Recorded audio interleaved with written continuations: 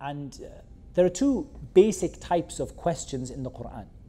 Because remind that Muslims believe the Quran is the word of Almighty God.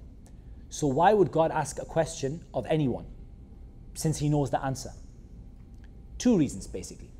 Number one is to teach you something.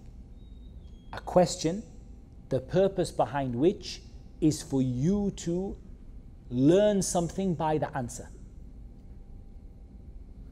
And the second one is, I guess, what we would call inkar, to rebuke people by asking them a question for which the answer is quite obvious but which they haven't factored into their system of belief.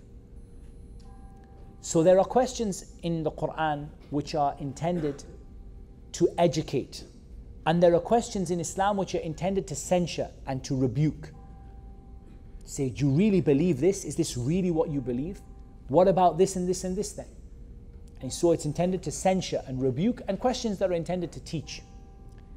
And the Quran was sent to all mankind. That means that it was sent as revelation and to a people of many different beliefs.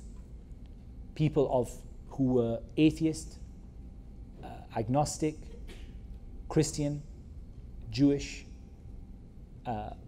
what the Quran generally terms polytheist, i.e. they worshipped multiple gods. Someone might say, don't Christians worship multiple gods? Well, according to Christianity as a religion, Christianity considers itself to be monotheistic.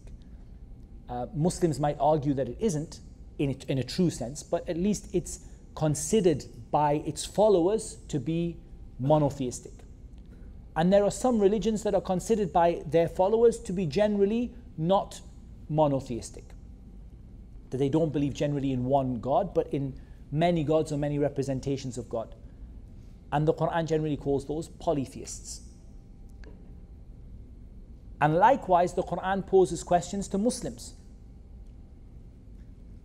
and to various other groups and beliefs.